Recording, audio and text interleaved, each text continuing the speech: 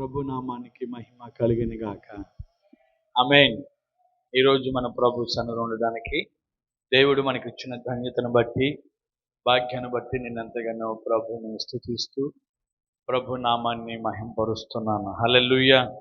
చెప్పండి హల్లెలూయా. ప్రభునందు ప్రియులారా, ఈరోజు మరి భయంకరమైన ఎండలో కొంతమంది ఊరు వెళ్ళారు.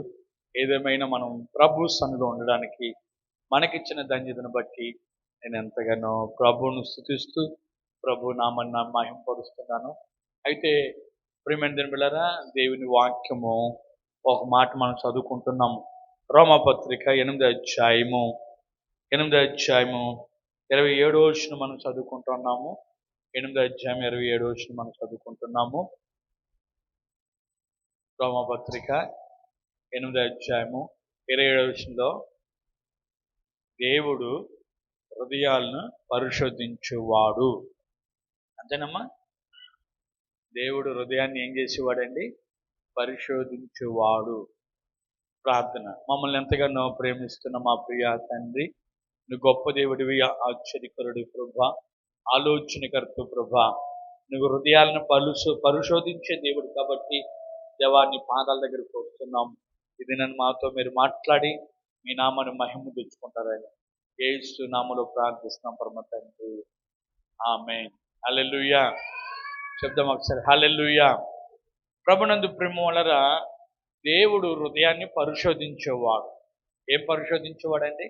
మన హృదయాన్ని పరిశోధించేవాడు. హృదయాన్ని ఎందుకు పరిశోధిస్తున్నాడంటే, హృదయం అన్నిటికంటే మోసకరమైనది, వ్యాధికరమైనది అయిపడ్డది. అందుకే నా కుమారుడా, నీ హృదయం నాకు ఇమ్మంటున్నాడు. నీ హృదయం నాకు ఇమ్మని ప్రభువారు మాట్లాడుతూ ఉన్నారు. అయితే ఇచ్చిన తర్వాత మన హృదయం ఎలా ఉన్నది, ఎలా ఉండకూడదు, దేవుడు మనతో మాట్లాడుతున్నాడు. మన హృదయం ఎలా ఉండాలి, ఎలాగా ఉండకూడదు, ఎలా ఉండాలని 7 మాటలు మాట్లాడారండి. ఎన్ని మాటలు? 7 మాటలు. ఒకటి, మన హృదయం ఎలా ఉండాలంటే చదువుతారా? ఇరిగి నలిగిన హృదయముగా ఉండాలి. ఎలా ఉండాలండి? ఇరిగి నలిగిన హృదయం. రెండోది, శుద్ధ హృదయం ఉండాలి. రెండో హృదయం ఎలా ఉండాలండి? శుద్ధ హృదయం. హృదయం శుద్ధి గల వారు ధన్యులు, వారు దేవుని చూస్తారన్నారు. తర్వాత తెరవబడిన హృదయము. ఏ హృదయం అండి? దేవుని కోసము తెరవబడాలి. హృదయ హృదయం తెరబడినట్లుగా మన హృదయం ఎప్పుడు కూడా తెరబడాలి. నాలుగోది యథార్థమైన హృదయము. ఐదోది ఏ హృదయం అండి? యథార్థమైన హృదయము.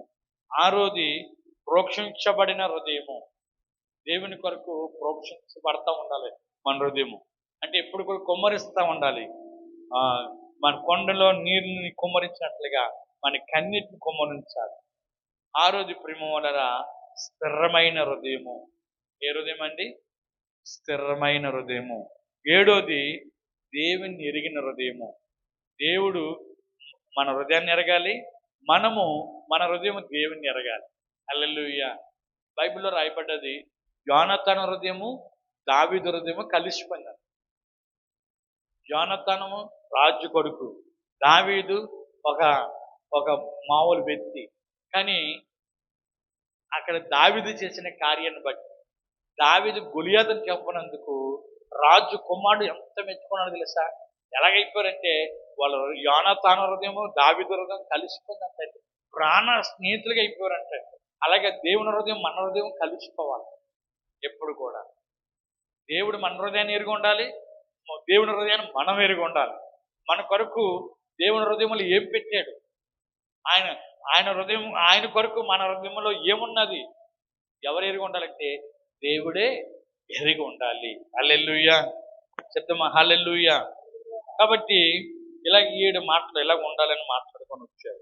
ఎలా ఉండకూడదు, ఈరోజు ఒక 2 మాటలు జ్ఞాపకం చేసుకొని సమయాన్ని ముగిద్దాం. మన హృదయం ఎలా ఉండకూడదు అంటే, ఒకసారి చదువుతారా? ఎబ్రీ పత్రిక 3వ అధ్యాయం 12వ వచనం. మన హృదయం ఎలా ఉండకూడదు అంటే, ఎబ్రీ పత్రిక 3వ అధ్యాయం 12వ వచనం. సహోదరులారా, జీవగల దేవుణ్ణి చదవమ్మా. సహోదరులరా సహోదరులరా, జీవగల దేవుణ్ణి విడిచిపోనట్టి విశ్వాసము లేని దుష్ట హృదయము మీలో ఎవని యందైనా ఒకవేళ ఉండునేమని జాగ్రత్తగా చూసుకోవచ్చు. హల్లెలూయా. ఏ హృదయం అంటే ఏ హృదయం ఉండకూడదంటే దుష్ట హృదయం ఉండకూడదంట.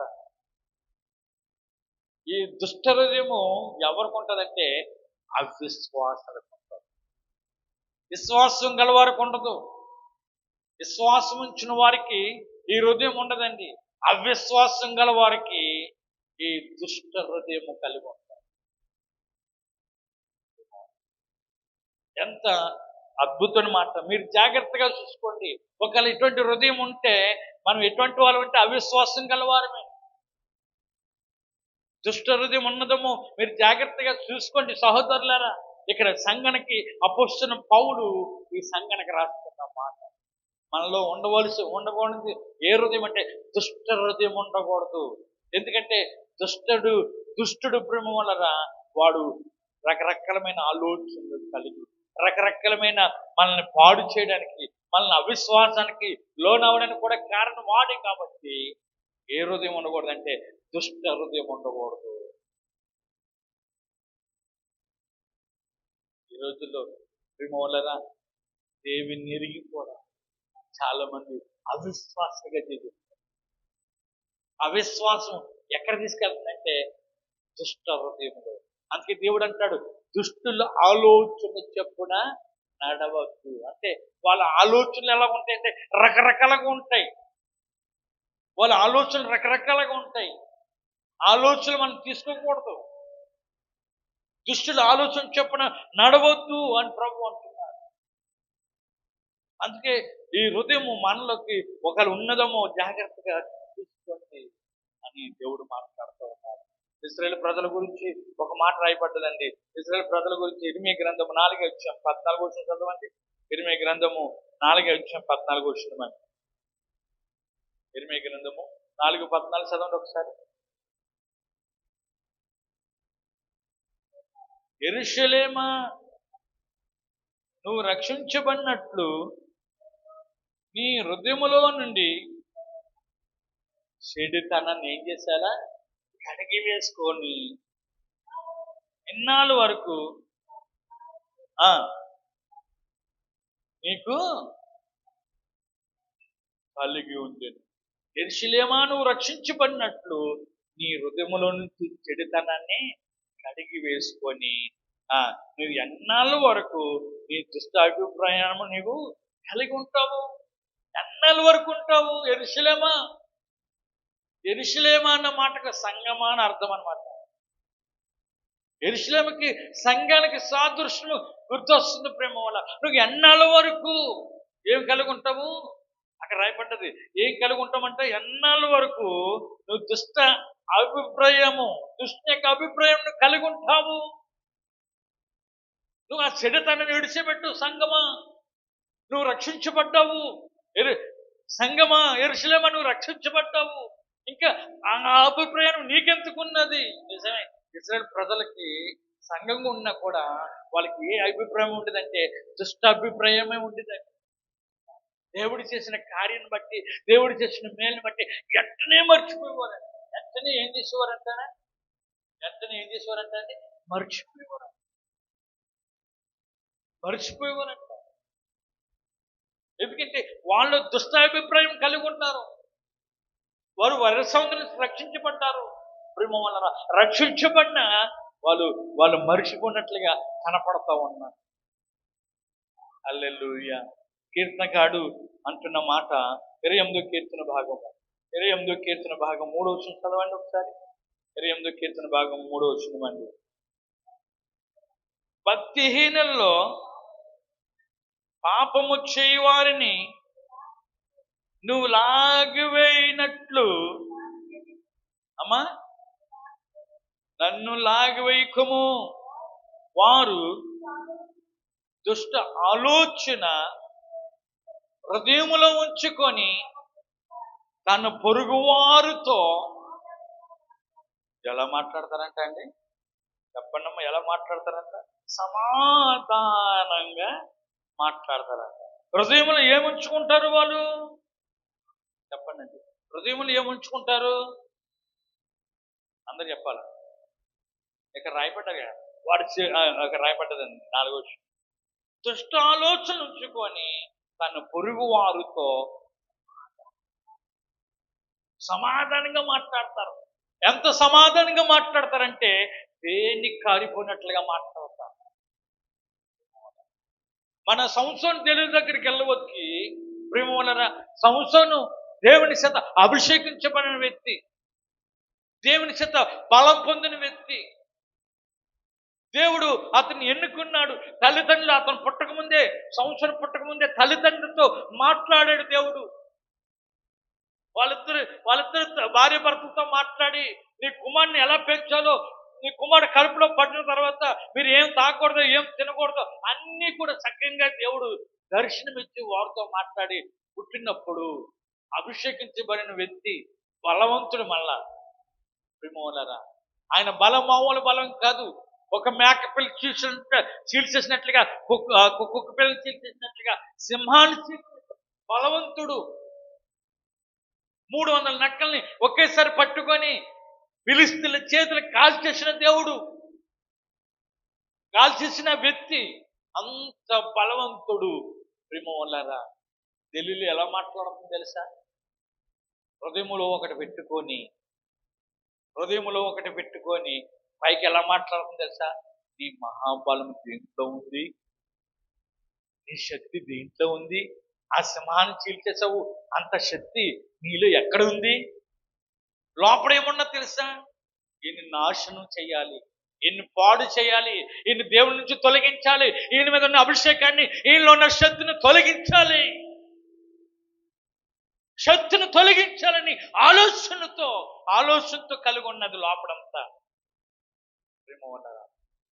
మళ్ళీ ఎలా మాట్లాడుతుందంటే ఎంత సమాధానంగా మాట్లాడుతుందో హృదయంలో ఒకటి పెట్టుకుంటారు. ఈ రోజులు చాలా మంది అలాగుంటారండి. హృదయంలో ఒకటి పెట్టుకొని పైకి ఎలాగా సమాధానంగానే మాట్లాడతారు. మనం హృదయంలో ఏది ఉన్నదో అదే బయట ఉండాలంట. హల్లెలూయా. దేవుని వాక్యం చెప్తుంది, హృదయం నిన్ను దాన్ని బట్టి దేవుడు మాట్లాడతాడంట. హృదయం నిన్ను బట్టి దాన్ని బట్టి నోరు మాట్లాడతాడంట. అవునే కదండి? మనం అందుకే అంటున్నాము. అందుకే కీర్తన 28:3 మనం చదువుకుంటున్నాము. ఎంత మంచి మాట చూడండి. 28:3 చదువుకున్న మాట ఏమంటుందంటే, లాగినట్లు అమ్మ హృదయములో ఉంచుకొని పొరుగువారితో సమాధానంగా మాట్లాడతారు. పొరుగువారితో ఎలా మాట్లాడతారంటే అండి, సమాధానం. ఈమె ఢిల్లీలో కూడా ఎంత సమాధానం మాట్లాడింది తెలుసా? మొత్తం మాట్లాడితే మొత్తం స్టోరీ అంతా చెప్పేశాడు. నా బలం ఎక్కడుండదు అనుకున్నావు? అంతవరకు ఎవరికి కూడా తెలియదు, అంతవరకు ఎవరికి కూడా చెప్పలేదు. ప్రియమైన దేవుని బిడ్డలారా, హృదయంలో దుష్టాలోచన పెట్టుకొని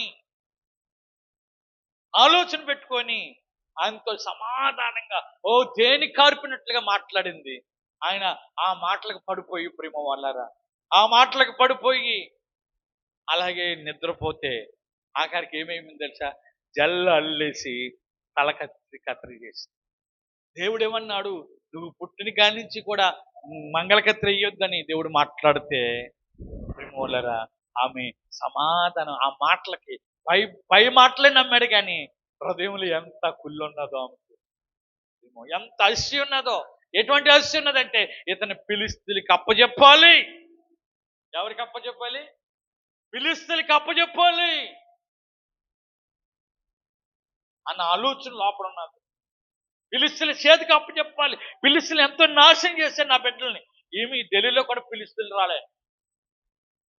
ప్రియమైన బిడ్డలారా, మనం అలా ఉండకూడదంట. హల్లెలూయా. ఎలా ఉండకూడదండి? దుష్ట హృదయాలు ఉండకూడదు. మనం లోపల ఒకటి పెట్టుకొని మంచిగా మాట్లాడే వరకు మనం ఉండకూడదు. యథార్థంగానే ఉండాలి. హల్లెలూయా.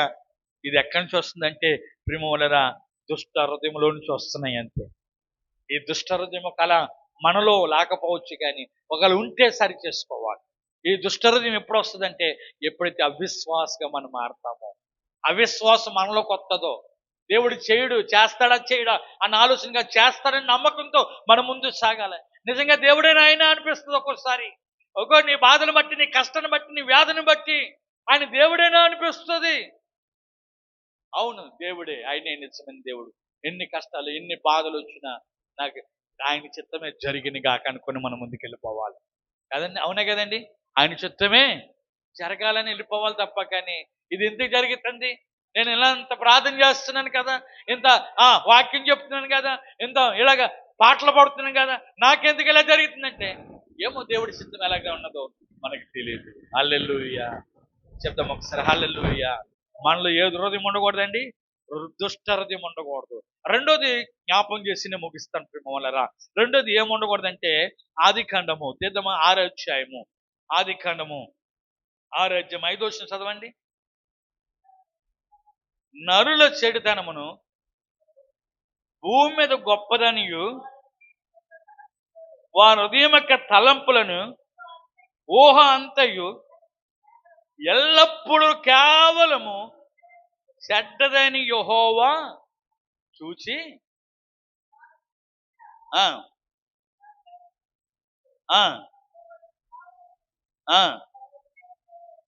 తన హృదయములో నొచ్చుకొను. ఇక్కడ చెడ్డ హృదయం కలిగి ఉన్నారు.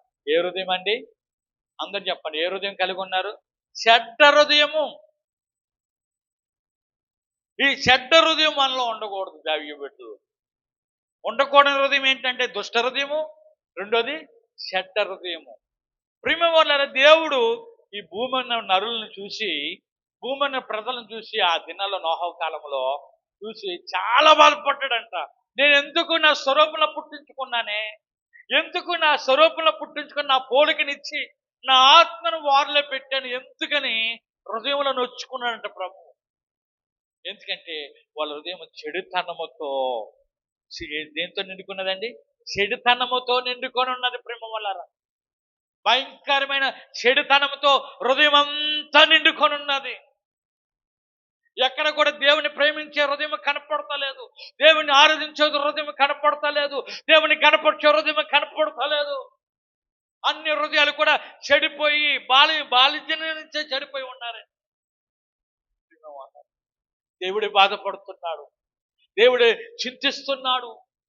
దేవుడు ఎందుకు నేను పుట్టించుకున్నానా, నా ఆత్మని ఏళ్ళు ఎందుకు పెట్టానా అని ఎంతో బాధపడుతూ ప్రేమ పిల్లారా బాధపడుతూ ఉన్నాడు. అలాగే 8వ అధ్యాయం కూడా చూద్దాం. 8వ అధ్యాయం 21వ వచనం కూడా చదవండి ఒకసారి. 8:21 కూడా రాయబడ్డదండి. 8:21 ఇంపైన సువాసన ఇక మీదట నరులను బట్టి భూమిని ఎందుకనగా నరుల హృదయాలోచన వారి బాల్యము నుండి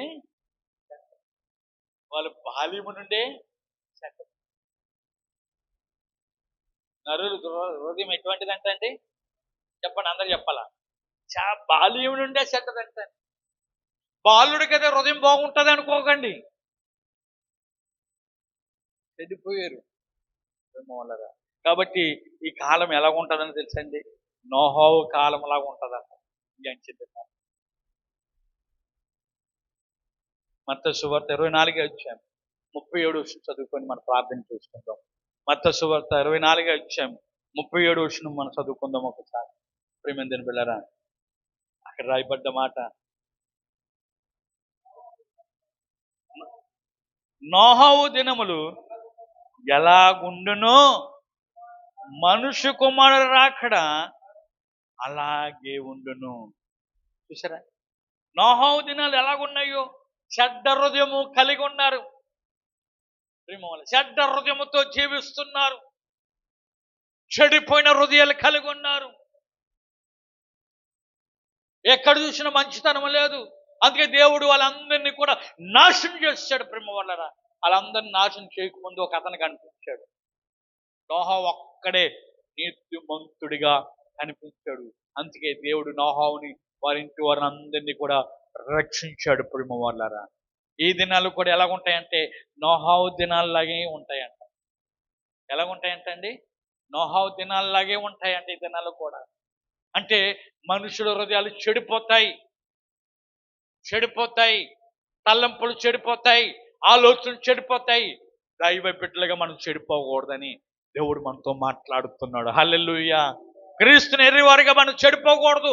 లోకమంతా చెడిపోయినా, లోకమంతా పాడైపోయినా, నోహోవు ఎలా నీతిపరుడుగా ఉన్నాడో, నోహోవు ఎలా నీతిమంతుడిగా జీవించాడో, ఈ అంత్య కాలంలో కూడా మనము కూడా దుష్ట హృదయం మనలోకి రాకుండా, చెడ్డ హృదయం మనలోకి రాకుండా మనల్ని మనం సరి చేసుకుంటూ మనం ముందుకు సాగాలి. హల్లెలూయా. చెప్పండి ఒకసారి హల్లెలూయా. మనం ముందుకు సాగాలి ప్రేమ వాళ్ళరా. ఈ దినాలు మంచి దినాలు అనుకుంటున్నారా? ఈ మధ్య కాలంలో గుజరాత్లోని అన్న చెల్లెలు ఇద్దరు పెళ్లి చేసుకున్నారు. అన్న చెల్లి. ఎవరన్నా ఇది న్యాయమంటారా చెప్పండి? కోర్టు ఏమన్నా తెలుసా? మగవాళ్ళు పెళ్లి చేసుకోవచ్చా? ఎవరైనా చేసుకుంటారా? రోజులు భయంకరమైన రోజులు. మొన్న రీసెంట్గానే ప్రేమ వల్లరా ఢిల్లీలో బస్సులో ప్రయాణం చేస్తున్న ఒక యవనస్తురాలు, ఎవరు లేరు, ఇంటికి వెళ్ళిపోవాలి ఆమె. బస్సు ఎక్కింది, కండక్టర్ డ్రైవర్ ఉన్నారంతే. ఆమెను పాడు చేశారంటే బస్సులో. ఎంత భయంకరం! ఎన్ని దినాలు, ఇంకా ఎన్ని రకరకాలే వింటున్నాం. అంటే మనుషులు ఎలాగ ఉన్నారంటే మృగాల్లాగా మారిపోతారు, చెడ్డ హృదయాలు కలిగి ఉంటారు, చెడ్డ తలంపులు ఉంటాయి. నోహవు కాలంలో ఎలాగ జీవించారో మనుషులు ఈ కాలంలో కూడా అలాగుంటారు. కానీ మనలోకి ఆ హృదయం రాకుండానే గాక. హల్లెలూయా. శబ్దం హల్లెలూయా. ఈ హృదయాలు ఉండకూడదనే దేవుడు మాట్లాడుతున్నాడు. ఒకవేళ ఎవరైనా ఉంటే ప్రేమలరా మనము సరి చేసుకోవాలి. మనం ఏం చేసుకోవాలండి? సరి చేసుకోవాలి. ఎక్కడైనా ఉంటే, ఎప్పుడైనా ఉంటే, ఎప్పుడైనా ఉంటే ప్రేమలరా దుష్ట హృదయం ఉండకూడదు. ఎందుకంటే దుష్టుడికి తలంపు చోటు ఇవ్వకూడదు. మనము పోగల చోటిస్తే దుష్టుడు ఏం చేస్తాడంటే ఇంకా రకరకాలుగా మనం మాట్లాడేస్తూ ఉంటాడు, రకరకాలుగా ఆయన ఆలోచన చెప్తూ ఉంటాడు ప్రేమ వాళ్ళ. అందుకే దుష్టుడు ఆలోచన చెప్పన మనం నడవకూడదు. ఇది ఏ ఆలోచన అని అడగాలి, గుర్తెరగాలి. మనం నేను ఆలోచించిన ఆలోచన మంచిదేనా అని మరి గుర్తెరగాలి. రెండోదిగా ప్రేమ వాళ్ళ చెడ్డ హృదయము మనలోకి ఉండడానికి వీల్లేదంట. చెడ్డ హృదయం అన్యులకు ఉంటుంది, భక్తిహీనులకు ఉంటుంది. ఎవరికి ఉంటుందండి చెప్పండి? భక్తిహీనులకు ఉంటుంది చెడ్డ హృదయం. ఉంటుందా ఉండదా? అందరు ఇక్కడ ఉన్నారండి. భక్తిహీనులకు ఉంటుంది, భక్తి పరులకు ఉండదు. వాళ్ళకు దూరం అయిపోయాము, కాబట్టి ప్రియమైన బిడ్డలారా, ఈరోజు నీవు నేను కూడా మన హృదయం ఎలా ఉండకూడదని దేవుడు మాట్లాడుతున్నాడు. ప్రభా, మా హృదయం ఎక్కడైనా అటువంటి చోటు ఉంటే దయతో మమ్మల్ని క్షమించినాయి. అటువంటి హృదయాలు మాలో ఉండడానికి వీల్లేదు ప్రభా. మేము నోహవు కాలంలో ఉన్నాము రానే ప్రభా. నిన్ను ఎరిగిన హృదయముగా, నిన్ను ఆరాధించే హృదయముగా, నలిగిన హృదయముగా ప్రభా మా హృదయాలు ఉండాలి తప్ప. కానీ అయా నీ కొరకు ప్రోక్షించబడిన హృదయముగా, నిన్ను ఎరిగిన హృదయముగా మా హృదయాలు ఉండాలి తప్ప. కానీ ప్రభా ఈ యొక్క దుష్ట హృదయము కానీ, చెడ్డ హృదయము కానీ మాలో ఉండడానికి వీల్లేదు ప్రభా అని ఒక చిన్న తీర్మానం చేసుకుందాము. దేవుడి మాటలు దీవించి ఆశీర్వదించునుగాక. ఆమేన్. అందరూ కూడా తలలోంచి చిన్న ప్రార్థన చేసుకుందాం. ప్రతి ఒక్కరు కూడా తలలోంచి ఈరోజు దేవుడు మనతో మాట్లాడిన మాట, ఆయన హృదయాలను పరిశోధించే దేవుడు. ప్రేమ వల్ల హృదయాలను పరిశోధించే దేవుడు. నీ హృదయం ఎలాగ ఉండాలి, ఎలాగ ఉండకూడదని, ఎలాగ ఉండాలో మనతో 7 మాటలు మాట్లాడారు. ఎలా ఉండకూడదో ఈరోజు 2 మాటలతో మాట్లాడే ప్రేమ వల్ల. ఎలా ఉండకూడదంటే దుష్ట హృదయం ఉండకూడదు, చెడ్డ హృదయం మనలో ఉండకూడదు. ప్రేమ వల్లరా దుష్టుడు చెడ్డవాడు, అబద్ధికుడు. కాబట్టి చెడ్డ హృదయము, చెడుతనానికి చోటు ఇవ్వకూడదు. మనం చెడుతనాన్ని అసహించుకోవాలి. చెడు ఎక్కడైనా ఎదురవుతే చెడుని అసహించుకున్న వారుగా మనం ఉండాలి. ఈ నోహవ కాలం దినాల్లో ఈ దేవుడు రాకడ దినాల్లో ఉంటాం. ప్రేమలో నోహవ కాలం దినాలు మామూలు దినాలు లేవు. దేవుడు బాధపడే దినాలుగా ఉన్నది. అది దేవుడు నొచ్చుకునే దినాలుగా ఉన్నది.